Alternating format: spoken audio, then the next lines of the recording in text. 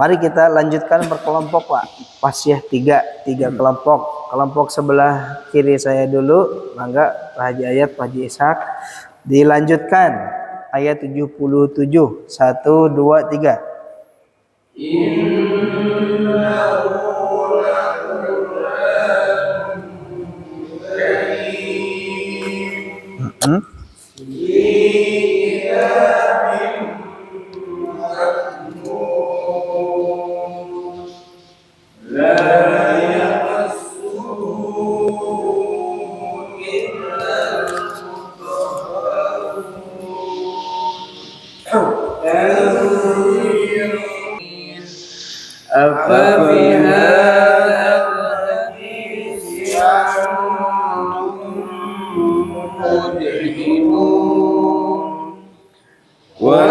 وتجعلون رزقكم أنكم تكذبون فلولا إذا بلغت الحلقوم وأنتم حينئذ تنظرون ونحن أقرب إليه منكم ولكن لا تبصرون فلولا إن كنتم غير مدينين ترجعونها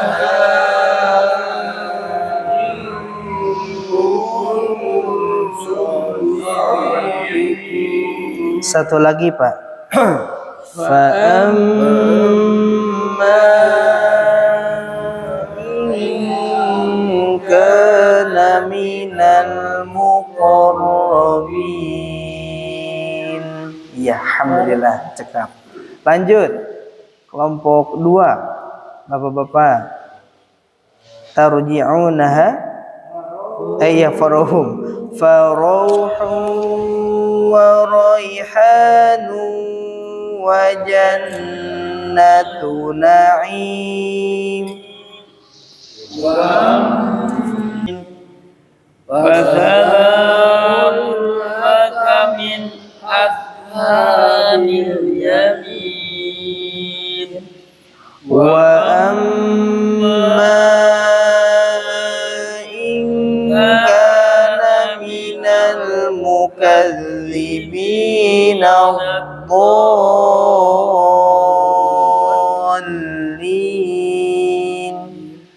وَنُجُومٌ مِّنْ حَمِيمٍ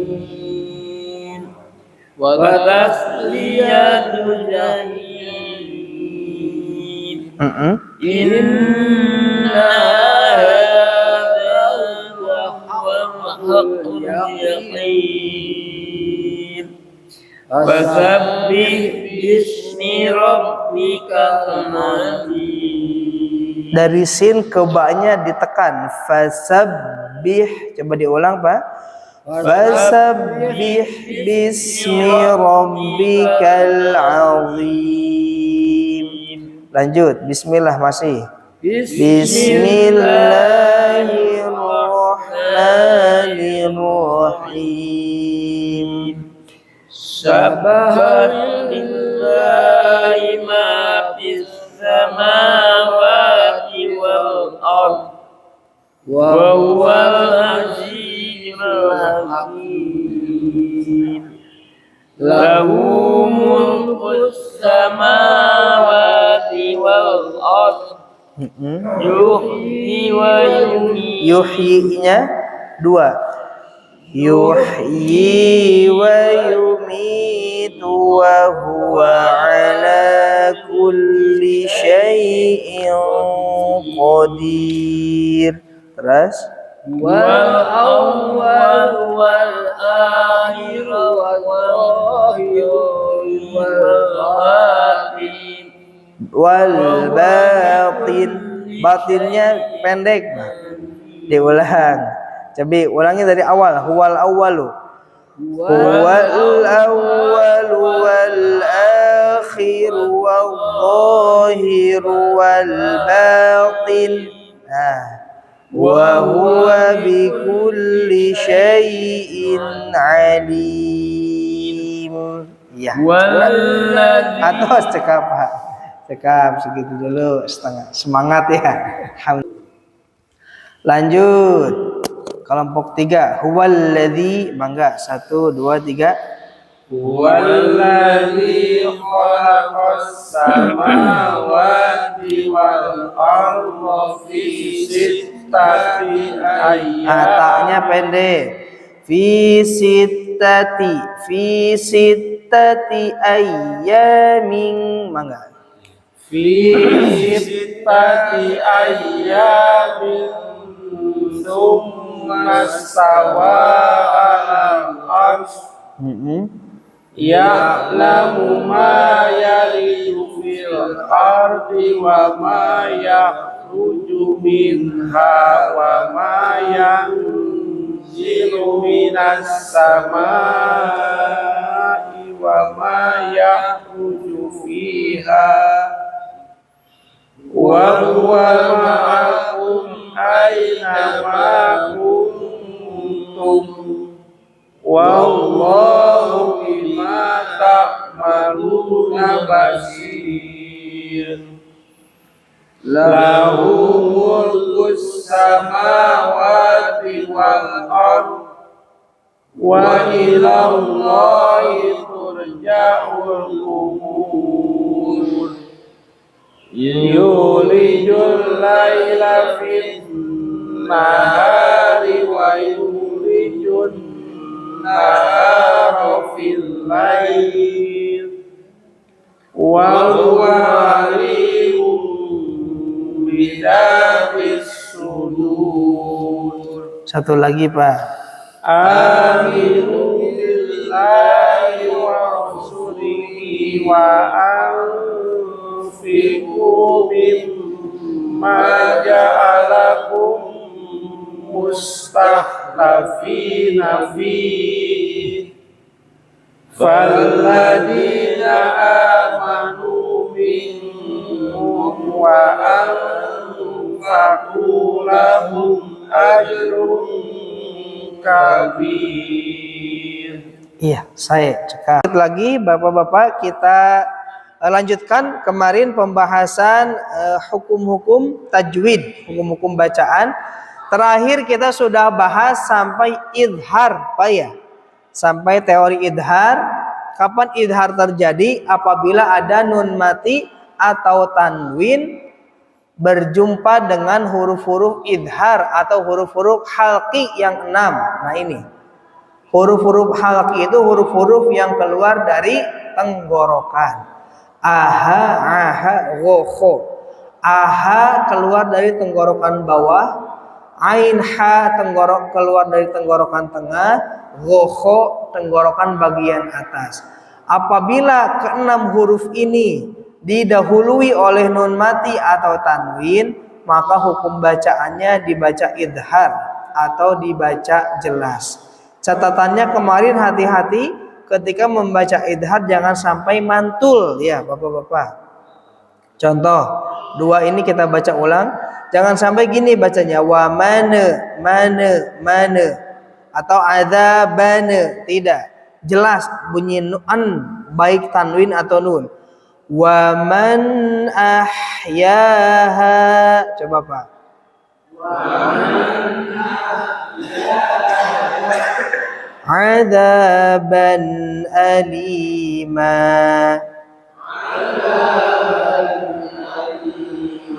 Ya, udah gitu ya. Bunyi idhar jangan sampai tertukar. Kemarin sudah kita bahas juga kenapa nun mati atau tanwin ketika bertemu huruf halqi dibaca idhar. Apa kemarin alasannya, Pak? Jauh. Jauh apanya, Pak? Udah betul jauh. Apa yang jauh? Udah betul. Benar banget. Jauh ya kemarin ya, Pak. Apa yang jauh? Yang jauh itu antara nun mati atau tanwin dengan huruf idharnya ya. Nun mati atau tanwin, makhraj yang jauh itu makhraj ya. Jadi apa itu yang jauh? Bu'dul makhraj kemarin ya. Jauhnya makhraj. Makhraj mana? Antara makhraj yang ke-6 huruf ini dengan makhraj nun mati. Huruf nun atau tanwin sama-sama bunyi an keluarnya dari ujung lidah. Sedangkan ini dari tenggorokan, bu'du. Sehingga karena bu'dul makhraj, karena makhrajnya berjauhan, maka terkena hukum idhar. Sudah kita bahas itu kemarin. Kita tambah. Ya, untuk idhar beres. Kita lanjut idgham. Apa Pak? Idgham. Idgham bi gunnah. Idgham bi gunnah. Nah, apa itu idgham bi gunnah? Apabila ada nun mati atau tanwin bertemu dengan huruf idgham bi gunnah. Ada berapa? Ada 4. Yaitu hurufnya ya, nun, mim, wawu. Nah, untuk membaca huruf idgham bi gunnah cukup aja kita bacanya ya, nun, mim. Jangan istilah kita suka berubah menjadi iya, nun, mim gitu ya. Pakai e. Kalau wawu mah enggak sih. Paling ini nih jadi iya. Kenapa jadi iya? Iya aja ya. Anak-anak juga harus mulai dikenalkan cara pembacaan huruf. Jangan menambah-nambah. Kalau di kita di lidah Sunda terutama sih, ya jadi iya, nun jadi nun, mim jadi mim. Mim gitu ya. Ya nun mim wawu atau disingkat kalau dalam kitab-kitab tajwid menjadi yanmu ya. Yanmu gitu. 4 huruf ini. Bagaimana apabila ada nun mati atau tanwin bertemu huruf idgham bi gunnah? Maka kaidah pertamanya diidgham. Apa itu diidgham? Dileburkan, Pak. Ya, dileburkan. Bi gunnati, bi gunnah disertai dengan dengung. Nah, ini. Nah, ini yang jarang dibahas ke anak-anak. Dulu kalau kita belajar ke anak-anak kita pun diajarkan sampai sini aja udah. Idgham bi gunnah, nun mati atau tanwin bertemu dengan yanmu. Hup wes sakitu nalar itu, menghafal itu segitu udah.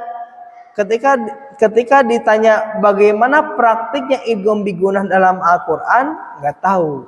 Nah, begitu Pak. Karena kita sudah belajar jurus praktik sebelumnya di tahsin 1 ya. Jadi gampang tinggal menerapkan. Idgham bi gunnah ini kalau di tahsin 1 jurus 5. Jurus ditahan lamma. Yang dulu ya 3 ketukan. Idgham bi gunnah kan artinya juga lebur disertai dengung. Kalau ditanya idgham bi gunnah itu berapa harokat gunnahnya? 2. Tapi kan sudah kita ketahui 2 harokat gunnah itu beda dengan 2 harokat mad. Jangan disamakan kadarnya, beda.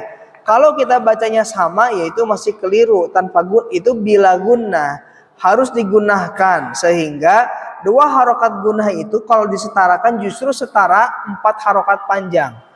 Ditahan lamain dulu ya jurus sama. Baik. Kalau sudah jelas seperti ini kan tinggal praktikkan ke dalam bacaan. Nun mati bertemu ya, lebur. Kalau lebur berarti huruf nunnya hilang. Hilang masuk ke ya. Tapi tahan mayyaqul. Coba Pak.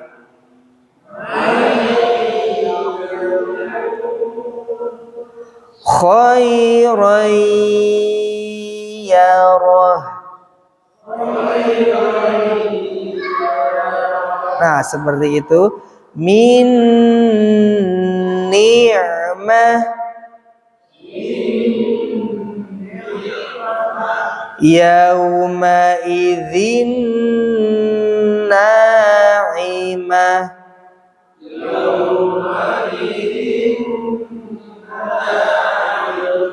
Iya, saya siap. Dengungnya gimana apa? Didengungkan. Ya, ya tadi ditahan. Min ni'mah, ditahan. Mendengungkannya itu ditahan. Kalau huruf bertemu dengan huruf nun, pasti masuk hidung, ke hidung kan. Kalau dipencet nggak keluar, Pak. Min, susah. Ya itu dengung. Dengung itu masuk hidung dan ditahan. Min ni'mah. Kalau nggak dengung gimana? Misalkan yang salah nih, yang salah. Min ni'mah, hanya segitu. Kita bedakan, Pak Komar. Misalkan yang sebelumnya lagi nih. Mayyakul, hanya gitu bacanya. Mayya. Kalau itu hanya idgham aja. Baru dileburkan saja ya. Udah betul lebur. Mayya. Tapi mana tahannya, dengungannya nggak ada. Itu maksud dengung. May. Nah itu. Ya. Mayyakul.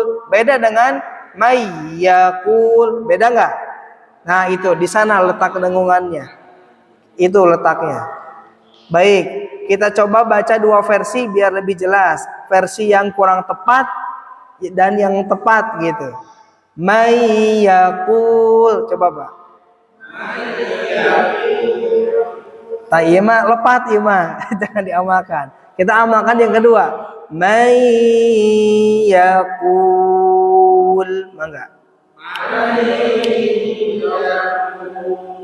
Nah gitu. Atau khairan yarah.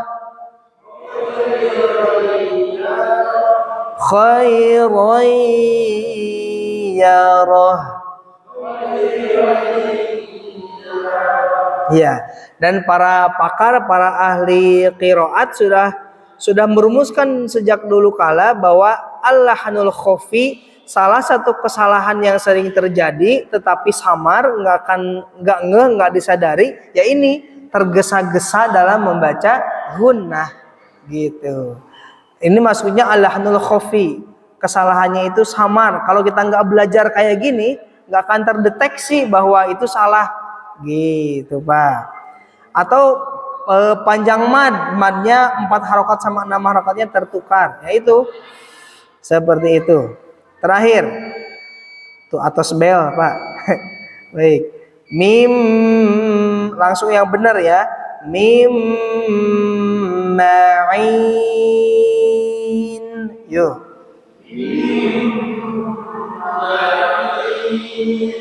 Asalim musaffa.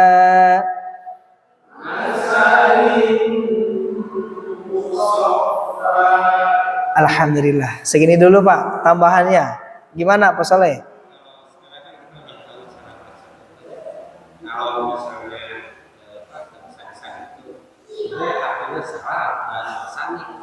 Kalau untuk yang lahnul khafi tidak merusak arti, yang lahnul khafi mah kayak baca gunnah kurang, enggak itu mah enggak merusak arti. Kalau yang ini tidak merubah. Jadi pas Saleh baca mim ma'in, asal hurufnya benar, artinya mah enggak salah sih. Atau panjang tadi kurang ya, 2 harokat malah jadi lebih gitu. Nah itu mah enggak salah, enggak merusak arti maksudnya. Tapi dalam hukum qaidah baca menyalahi gitu. Kan baca Quran sudah diperintahkan warattilil Qur'ana tartila. Tafsir dari tartil itu para ulama, para mufasir sudah sepakat bahwa baca Quran itu harus menggunakan kaidah baca yang diajarkan oleh Rasul. Memang Rasul tidak membuat teori tajwid, tapi para ulama membuat metode seperti ini supaya mengantarkan bacaan kita tepat sesuai dengan apa yang Rasul ajarkan. Jadi ada dua memang, ada yang merusak arti, itu nanti masuknya itsmu, dosa, karena merusak kan, merubah arti. Atau salah satu imam Al-Jazari, pakar tajwid, kalau beliau mah sudah tegas sih, malam yujawwidil qur'ana athimu, barang siapa yang tidak mentajwidkan Quran berarti termasuk yang gunah kurang. Athimu, beliau mah bilangnya dosa. Athim kan kejelekan artinya. Ya berarti memang sebaik mungkin dihindari baik yang kesalahan yang samar ataupun yang bisa merusak arti. Tapi kalau pertanyaannya merubah arti enggak. Kalau gunah kurang misalkan atau panjangnya kelebihan itu mah tidak merubah arti. Apa yang merubah arti? Panjang pendek itu mah tertukar. Harusnya panjang, ini malah pendek. Nah itu baru merusak arti. Kalau panjangnya ini panjang, tapi kadar harokatnya kurang atau lebih. Selama baca panjang itu tidak merusak arti, tapi merusak kaidah baca. Tapi kalau sudah yang tadinya panjang jadi pendek, nah itu. Ini yang paling nggak boleh itu panjang jadi pendek, pendek jadi panjang. Nah itu merubah huruf, nah baru itu termasuk yang athimu. Ya tapi tadi sebagian ulama tajwid juga ada yang menegaskan yang tidak mentajwidkan Quran athimu. Maka tugas kita ya belajar bersama ya supaya terhindar dari kesalahan baca tersebut, baik yang al-lahnul jali kesalahannya jelas atau al-lahnul khafi. Gitu Pak Inten, Mas Soleh. Baik, untuk sekarang cukup sampai sini dulu Bapak-bapak. Insya Allah kita jumpa lagi di pekan depan. Masih ada pertanyaan sama kayak kemarin. Kenapa idhar? Kan bu'dul makhraj. Ini juga sama. Kenapa idgham? Pak, ya. Kalau yang sebelumnya kenapa diidharkan? Bu'dul makhraj. Kenapa ini idgham? Enggak sama aja idhar. Misalkan min ma'in, idharkan aja. Min yaumin. Kenapa tidak idhar? Tapi idgham, insya Allah kita bahas di pertemuan berikutnya. Pak, yang idhar mah tadi apa? Bu'dul makhraj, jauhnya makhraj. Nah ini kenapa idgham? Kenapa tidak iklab? Kenapa tidak ikhfa? Kenapa tidak idhar? Insya Allah kita bahas di pertemuan berikutnya. Kita ucapkan hamdalah Pak. Alhamdulillahirabbil alamin. Subhanakallahumma wa bihamdika asyhadu an la ilaha illa anta astaghfiruka wa atubu ilaik. Assalamualaikum warahmatullahi wabarakatuh.